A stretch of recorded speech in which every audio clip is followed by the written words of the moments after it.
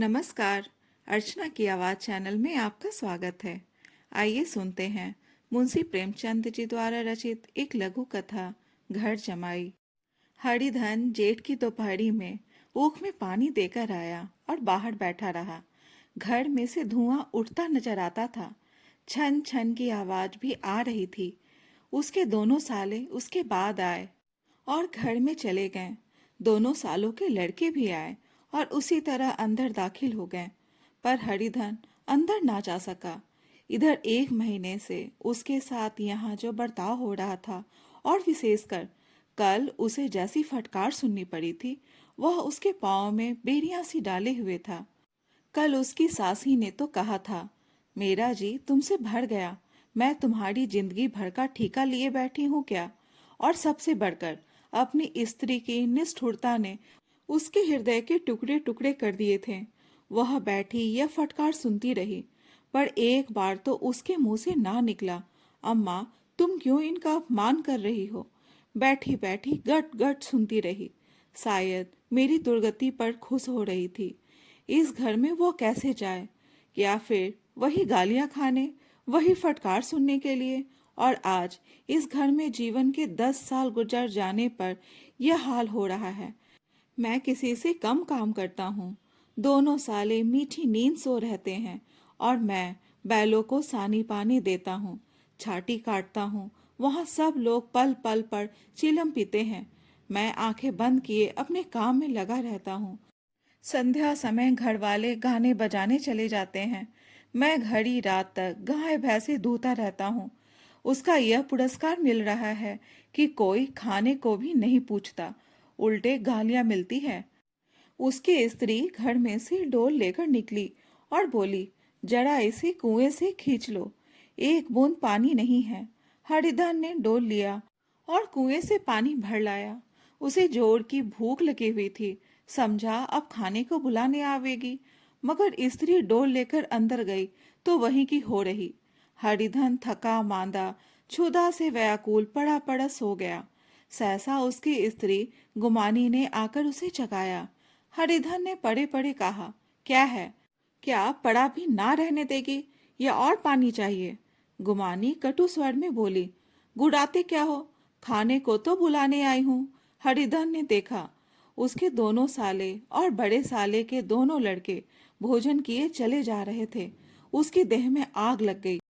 मेरी अब यह नौबत पहुंच गई कि इन लोगों के साथ बैठकर खा भी नहीं सकता।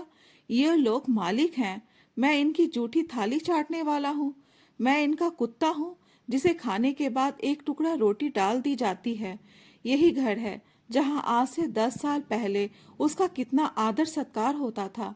साले गुलाम बने रहते थे, सास मुंह जोती रहती थी, स्त्री पूजा करती थी, तब उसके पास रुपए थे, जायदाद थी। अब वह दरिद्र है।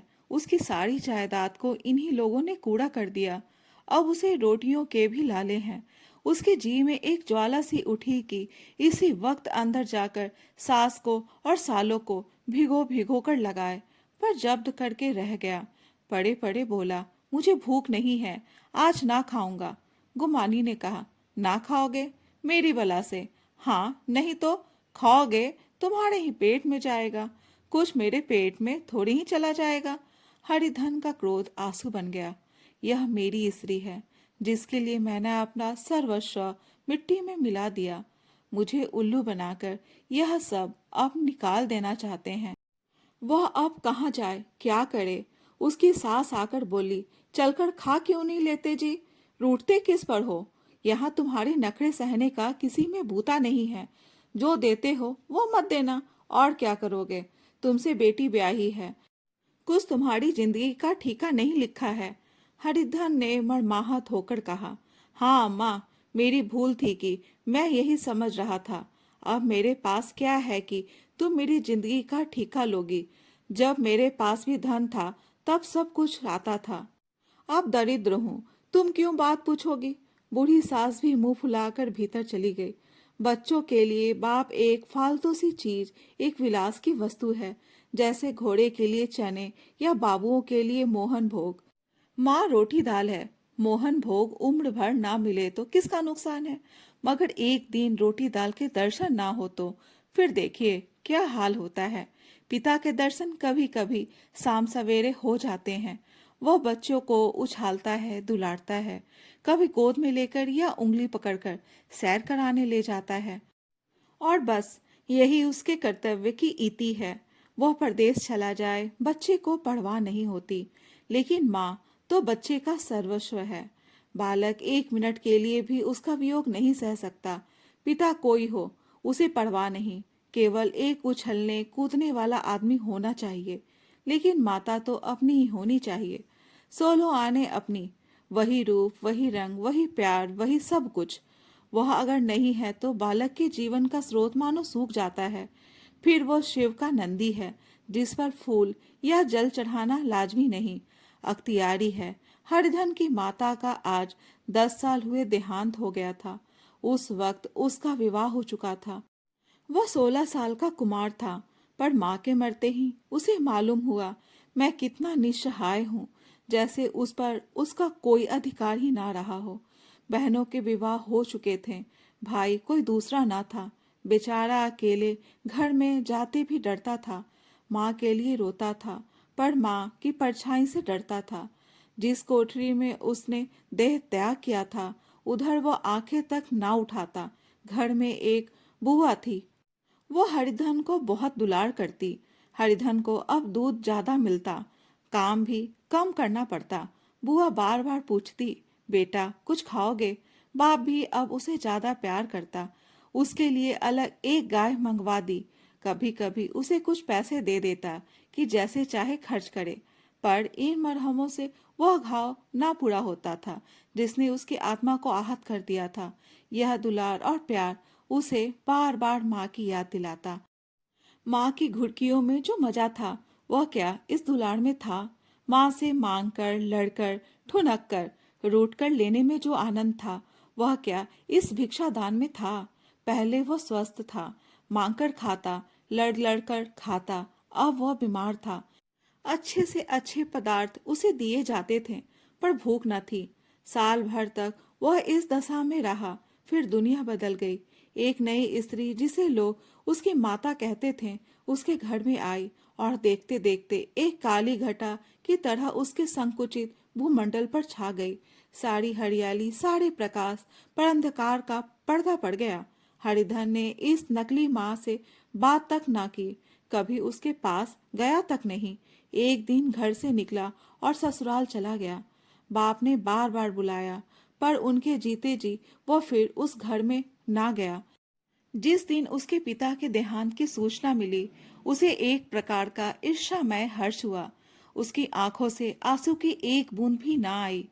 इस नए संसार में आकर हरिधन को एक बार फिर मातृ स्नेह का आनंद मिला। उसकी सास ने ऋषि वरदान की भांति उसके शून्य जीवन को विभूतियों से परिपूर्ण कर दिया। मरुभूमि में हरियाली उत्पन्न हो गई। सालियों की चूहल में, सास के स्नेह में, सालों के वाक विलास में और स्त्री के प्रेम में उसके जीवन की सारी आकांक्षाएं पूरी हो गई। सास कहती, बेटा तुम इस घर को अपना ही समझो, तुम ही मेरी आंखों के तारे हो। वह उससे अपने लड़कों की, बहुओं की शिकायत करती। वह दिल में समझता था, सास जी मुझे अपने बेटों से भी ज्यादा चाहती है।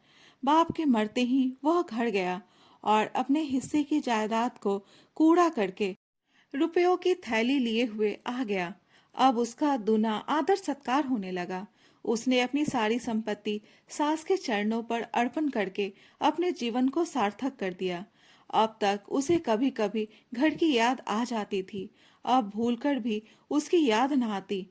मानो वह उसके जीवन का कोई भीषण कांड था, जिसे भूल जाना ही उसके लिए अच्छा था। वह सबसे पहले उठता, सबसे ज्यादा काम करता। उसका मनोयोग, उसका परिश्रम देखकर गांव के लोग दांतों तले उंगली दबाते थे। उसके ससुर का भाग बखानते, जिसे ऐसा दामाद मिल गया। लेकिन ज्यों-ज्यों दिन गुजरते गए, उसका मान सम्मान घटता गया।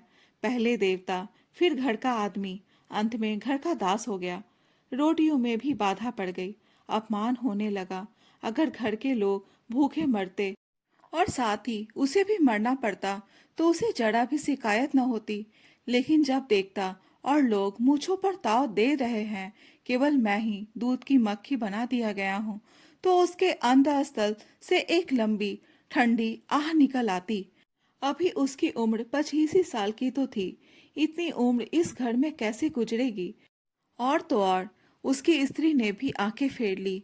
यह उस विपत्ति का सबसे क्रूर दृश्य था। हरिधन तो उधर भूखा प्यासा चिंता दाह में जल रहा था। इधर घर में सास जी और दोनों सालों में बातें हो रही थी। गुमानी भी हाँ में हाँ मिलाती जाती थी। बड़े साले ने कहा, हम लोगों की बराबरी करते हैं। यह नहीं समझते कि किसी ने उनकी जिंदगी भर का बीरा थोड़े ही लिया है। 10 साल हो गए, इतने दिनों में क्या 2-3 हजार ना हड़प गए होंगे? छोटे साले बोले, मजूर हो तो आदमी घुड़के भी डांटे भी। अब इनसे कोई क्या कहे? ना जाने इनसे कभी पिंड छूटेगा भी या नहीं। अपने दिल में समझते होंगे मैंने 2 हजार रुपये नहीं दिए हैं। यह नहीं समझते कि उनके 2 हजार कब के उड़ चुके। सवा सेर तो 1 जून को चाहिए। सास ने गंभीर भाव से कहा। बड़ी भारी खोराक है। गुमानी माता के सिर से जूं निकाल रही थी। सुलगते हुए हृदय से बोली, निकम्मे आदमी को खाने के सिवा और काम ही क्या रहता है? बड़े, खाने की कोई बात नहीं है। जिसकी जितनी भूख हो उतना खाए, लेकिन कुछ पैदा भी तो करना चाहिए। यह नहीं समझते कि पहुनई में किसी के दिन कटे हैं। छोटे, मैं तो एक दिन कह दूंगा, अब अपनी राह लीजिए, आपका कर्जा नहीं खाया है। कुमानी घर वालों की ऐसी ऐसी बातें सुनकर अपने पति से द्वेष करने लगी थी। अगर वो बाहर से 4 पैसे लाता तो इस घर में उसका कितना मान सम्मान होता। वह भी रानी बनकर रहती। ना जाने क्यों कहीं बाहर जाकर कमाते उसकी नानी मरती है। गुमानी की मनोवृत्तियां अभी एक बिल्कुल बालपन की सी थी। उसका अपना कोई घर न था। उसी घर का हित अहित उसके लिए भी प्रधान था। वह भी उन्हीं शब्दों में विचार करती। इस समस्या को उन्हीं आंखों से देखती जैसे उसके घर वाले देखते थे। सच तो 2 हजार रुपये में क्या किसी को मोल ले लेंगे? 10 साल में 2 हजार होते ही क्या है? 200 ही तो साल भर के हुए। क्या दो आदमी साल भर में 200 भी ना खाएंगे? फिर कपड़े लत्ते दूध घी सभी कुछ तो है। 10 साल हो गए, एक पीतल का छल्ला नहीं बना। घर से निकलते तो जैसे इनके प्राण निकलते हैं। जानते हैं जैसे पहले पूजा होती थी वैसे ही जन्म भर होती रहेगी। यह नहीं सोचते कि पहले और बात थी, अब और बात है। बहू तो पहले ससुराल जाती है तो उसका कितना महात्म होता है। उसके डोली से उतरते ही बाजे बजते हैं। गांव मोहल्ले की औरतें उसका मुंह देखने आती हैं और रुपए देती है। महीनों उसे घर भर से अच्छा खाने को मिलता है, अच्छा पहनने को। कोई काम नहीं लिया जाता। लेकिन 6 महीनों के बाद कोई उसकी बात भी नहीं पूछता। वह घर भर की लौंडी हो जाती है। उनके घर में मेरी भी तो वही गति होती। फिर काहे का रोना? जो यह कहो कि मैं तो काम करता हूँ तो तुम्हारी भूल है। मजूर की और बात है। उसे आदमी डांटता भी है, मारता भी है। जब चाहता है रखता है, जब चाहता है निकाल देता है, कसकर काम लेता है।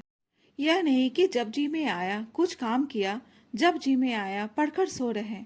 हरिधन अभी पड़ा अंदर ही अंदर सुलग रहा था कि दोनों साले बाहर आए और बड़े साहब बोले, भैया उठो, तीसरा पहर ढल गया, अब तक सोते रहोगे? सारा खेत पड़ा है।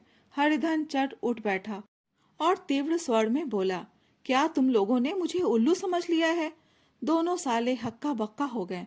जिस आदमी ने कभी जुबान नहीं खोली, हमेशा गुलामों की तरह हाथ बांध हाजिर रहा, वह आज एकाएक इतना आत्माभिमानी हो जाए, यह उनको चौंका देने के लिए काफी था।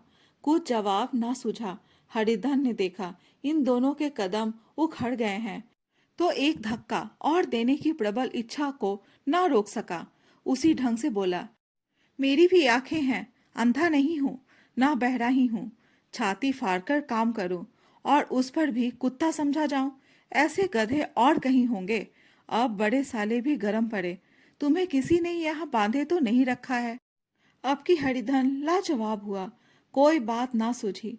बड़े ने फिर उसी ढंग से कहा, अगर तुम यह चाहो कि जन्म भर पहुने बने रहो और तुम्हारा वैसा ही आदर सत्कार होता रहे तो यह हमारे बस की बात नहीं है। हरिधन ने आंखें निकालकर कहा, क्या मैं तुम लोगों से कम काम करता हूँ? बड़े, यह कौन कहता है? हरिधन, तो तुम्हारे घर की नीति है कि जो सबसे ज्यादा काम करे वही भूखों मारा जाए। बड़े, तुम खुद खाने नहीं गए, क्या कोई तुम्हारे मुंह में कौर डाल देता? हरिधन ने ओठ चबाकर कहा, मैं खुद खाने नहीं गया, कहते तुम्हें लाज नहीं आती? नहीं आई थी बहन तुम्हें बुलाने? छोटे साले ने कहा, अम्मा भी तो आई थी, तुमने कह दिया मुझे भूख नहीं है, तो क्या करती? सास भीतर से लपकी चली आ रही थी। यह बात सुनकर बोली, कितना कहकर हार गई, कोई उठे ना तो मैं क्या करूं? हरिधन ने विष, खून और आग से भरे हुए स्वर में कहा, मैं तुम्हारे लड़कों का जूठा खाने के लिए हूँ। मैं कुत्ता हूँ कि तुम लोग खाकर मेरे सामने रूखी रोटी का टुकड़ा फेंक दो? बुढ़िया ने ऐठ कर कहा, तो क्या तुम लड़कों की बराबरी करोगे? हरिधन परास्त हो गया। बुढ़िया ने एक ही वाक प्रहार में उसका काम तमाम कर दिया। उसकी तनी हुई भवें ढीली पड़ गई, आंखों की आग बुझ गई, फड़कते हुए नथुने शांत हो गए। किसी आहत मनुष्य की भांति वह जमीन पर गिर पड़ा। क्या तुम मेरे लड़कों की बराबरी करोगे?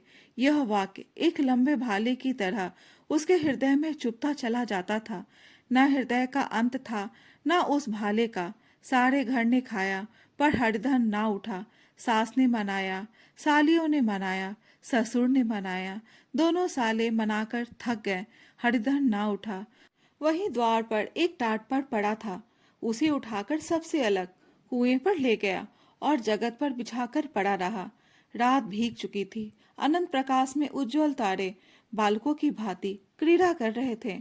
कोई नाचता था, कोई उछलता था, कोई हंसता था, कोई आंखें भींचकर फिर खोल देता।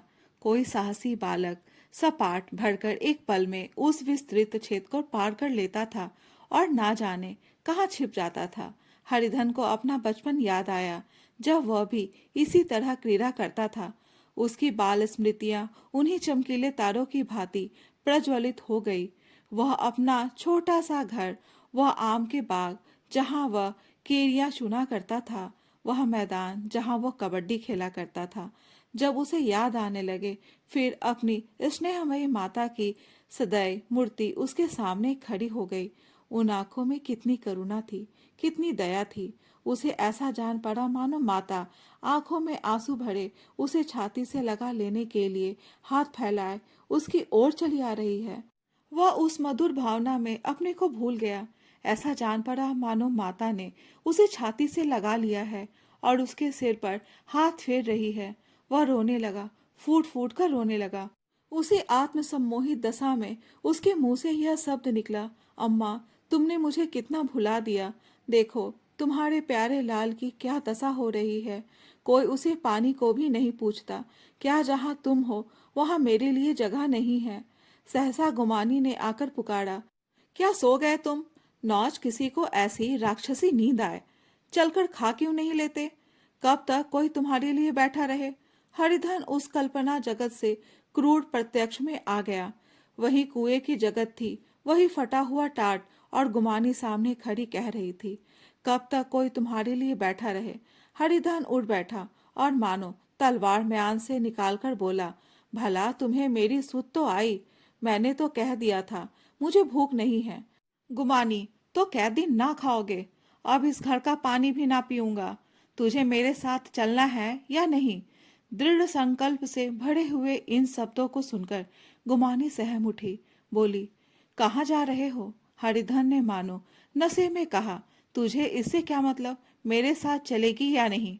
फिर पीछे से ना कहना, मुझसे कहा नहीं। गुमानी आपत्ति के भाव से बोली, तुम बताते क्यों नहीं कहाँ जा रहे हो? तू मेरे साथ चलेगी या नहीं? जब तक तुम बता ना दोगे मैं नहीं जाऊंगी। तो मालूम हो गया तू नहीं जाना चाहती। मुझे इतना ही पूछना था। नहीं, अब तक मैं आधी दूर निकल गया होता। यह कहकर वह उठा और अपने घर की ओर चला। गुमानी पुकारती रही, सुन लो, सुन लो, पर उसने पीछे फिरकर भी ना देखा। 30 मील की मंजिल हरिधन ने 5 घंटों में तय की। जब वो अपने गांव की अमराइयों के सामने पहुंचा, तो उसकी मातृ भावना उषा की सुनहरी गोद में खेल रही थी। उन वृक्षों को देखकर उसका विहल हृदय नाचने लगा। मंदिर का वह सुनहरा कलश देखकर वह इस तरह दौड़ा मानो एक छलांग में उसके ऊपर जा पहुंचेगा। वह वेग में दौड़ा जा रहा था, मानो उसकी माता गोद फैलाए उसे बुला रही हो। जब वो आमों के बाग में पहुंचा, जहां डालियों पर बैठकर वो हाथी की सवारी का आनंद पाता था, जहाँ की कच्ची बेड़ों और लिसोड़ों में एक स्वर्गीय स्वाद था, तो वो बैठ गया और भूमि पर सिर झुकाकर रोने लगा, मानो अपनी माता को अपनी विपत्ति कथा सुना रहा हो। वहां की वायु में, वहां के प्रकाश में मानो उसकी विराट रूपनी माता व्याप्त हो रही थी। वहां की अंगुल अंगुल भूमि माता के पद चिन्हों से पवित्र थी। माता के स्नेह में डूबे हुए शब्द अभी तक मानो आकाश में गूंज रहे थे। इस वायु और इस आकाश में ना जाने कौन सी संजीवनी थी जिसने उसके शोकाकृत हृदय को बालोत्साह से भर दिया। वह एक पेड़ पर चढ़ गया और अधर से आम तोड़ तोड़ कर खाने लगा। सास के वह कठोर शब्द, स्त्री का वो निष्ठुर आघात, वो सारा अपमान वो भूल गया। उसके पांव फूल गए थे, तलवों में जलन हो रही थी, पर इस आनंद में उसे किसी बात का ध्यान न था। सहसा रखवाले ने पुकारा, वह कौन ऊपर चढ़ गया है रे? उतर, अभी नहीं तो ऐसा पत्थर खींचकर मारूंगा कि वहीं ठंडे हो जाओगे। उसने कई गालियां भी दी। इस फटकार और इन गालियों में इस समय हरिधन को अलौकिक आनंद मिल रहा था। वह डालियों में छिप गया, कई आम काट काट कर नीचे गिराए और जोर से ठट्ठा मारकर हंसा। ऐसी उल्लास से भरी हुई हंसी उसने बहुत दिन से ना हंसी थी। रखवालों को वह हंसी परिचित सी मालूम हुई, मगर हरिधन यहाँ कहाँ, वह तो ससुराल की रोटियां तोड़ रहा है। कैसा हंसोड़ा था, कितना चिबिल्ला। ना जाने बेचारे का क्या हाल हुआ। पेड़ की डाल से तालाब में कूद पड़ता था। अब गांव में ऐसा कौन है? डांट कर बोला, वहां बैठे बैठे हंसोगे तो आकर सारी हंसी निकाल दूंगा। नहीं, सीधे से उतर आओ। वह गालियां देने जा रहा था कि एक गुठली आकर उसके सिर पर लगी। सिर सहलाता हुआ बोला, यह कौन शैतान है? नहीं मानता, ठहर तो मैं आकर तेरी खबर लेता हूँ। उसने अपनी लकड़ी नीचे रख दी और बंदरों की तरह चटपट ऊपर चढ़ गया। देखा तो हरिधन बैठा मुस्कुरा रहा है। चकित होकर बोला, अरे हरिधन, तुम यहाँ कब आए? इस पेड़ पर कब से बैठे हो? दोनों बचपन सखा वहीं गले मिले। यहाँ कब आए? चलो घर चलो। भले आदमी, क्या वहां आम भी मयसर ना होते थे? हरिधन ने मुस्कुराकर कहा, मंगड़ू, इन आमों में जो स्वाद है वह और कहीं के आमों में नहीं है। गांव का क्या रंग ढंग है। मंगड़ू, सब चैन चैन है भैया। तुमने तो जैसे नाता ही तोड़ लिया। इस तरह कोई अपना गांव घर छोड़ देता है? जब से तुम्हारे दादा मरे, सारी गिरस्ती चौपट हो गई। दो छोटे छोटे लड़के हैं, उनके लिए क्या होता है? हरिधन, मुझे अब उस गृहस्थी से क्या वास्ता है भाई? मैं तो अपना ले दे चुका हूँ। मजूरी तो मिलेगी ना। तुम्हारी गया मैं ही चढ़ा दिया करूंगा। मुझे खाने को दे देना। मंगरू ने अविश्वास के भाव से कहा, अरे भैया, कैसी बात करते हो? तुम्हारे लिए जान तक हाजिर है। क्या ससुराल में अब ना रहोगे? कोई चिंता नहीं, पहले तो तुम्हारा घर ही है, उसे संभालो। छोटे छोटे बच्चे हैं, उनको पालो। तुम नई अम्मा से नाहक डरते थे, बड़ी सीधी है बेचारी, बस अपनी माँ ही समझो। तुम्हें पाकर तो निहाल हो जाएगी। अच्छा, घरवाली को भी तो लाओगे? हरिधन, उसका अब मुंह न देखूंगा। मेरे लिए वो मर गई, मंगरू तो दूसरी सगाई हो जाएगी। अब की ऐसी महेरिया ला दूंगा कि उसके पैर धो धोकर पियोगे। लेकिन कहीं पहली भी आ गई तो हरिधन वह ना आएगी। हरिधन अपने घर पहुंचा तो दोनों भाई भैया आए कहकर भीतर दौड़े और माँ को खबर दी। उस घर में कदम रखते ही हरिधन को ऐसी शांत महिमा का अनुभव हुआ, मानो वह अपनी माँ की गोद में बैठा हुआ है। इतने दिनों ठोकरे खाने से उसका हृदय कोमल हो गया था। जहाँ पहले अभिमान था, आगरा था, हेकड़ी थी, वहाँ अब निराशा थी, पराजय थी और याचना थी। बीमारी का जोर कम हो चला था। अब उस पर मामूली दवा भी असर कर सकती थी। किले की दीवारें छिद चुकी थी। अब उसमें घुस जाना असहा न था। वही घर जिससे वह एक दिन विरक्त हो गया था, अब गोद फैलाए उसे आश्रय देने को तैयार था। हरिधन का निर्वलंबन मन यह आश्रय पाकर मानो तृप्त हो गया। शाम को भी माता ने कहा, बेटा, तुम घर आ गए, हमारे धन भाग। अब इन बच्चों को पालो। माँ का नाता ना सही, बाप का नाता तो है ही। मुझे एक रोटी दे देना, खाकर एक कोने में पड़ी रहूंगी। तुम्हारी अम्मा से मेरा बहन का नाता है, उस नाते से भी तो तुम मेरे लड़के होते हो। हरिधन की मात्र विहल आंखों को विमाता के रूप में अपनी माता के दर्शन हुए। घर के एक एक कोने में मातृ स्मृतियों की छटा चांदी की भांति छिटकी हुई थी। विमाता का प्रौढ़ मुखमंडल भी उसी छटा से रंजित था। दूसरे दिन हरिधन फिर कंधे पर हल रखकर खेत को चला। उसके मुख पर उल्लास था और आंखों में गर्व। वह अब किसी का आश्रित नहीं, आश्रयदाता था। किसी के द्वार का भिक्षुक नहीं, घर का रक्षक था। एक दिन उसने सुना गुमानी ने दूसरा घर कर लिया। माँ से बोला, तुमने सुना काकी, गुमानी ने घर कर लिया। काकी ने कहा, घर क्या कर लेगी, ठट्ठा है। बिरादरी में ऐसा अंधेर, पंचायत नहीं, अदालत तो है। हरिधन ने कहा, नहीं काकी, बहुत अच्छा हुआ। ला, महावीर जी को लड्डू चढ़ा आऊं। मैं तो डर रहा था कहीं मेरे गले ना आ पड़े। भगवान ने मेरी सुन ली। मैं वहां से यही ठान कर चला था, अब उसका मुंह ना देखूंगा। दोस्तों, ये कहानी कैसी लगी कमेंट बॉक्स में अपने विचार जरूर बताएं। और अगर कहानी अच्छी लगी हो तो कहानी को लाइक, शेयर और चैनल को सब्सक्राइब जरूर करें। कहानी सुनने के लिए बहुत बहुत धन्यवाद।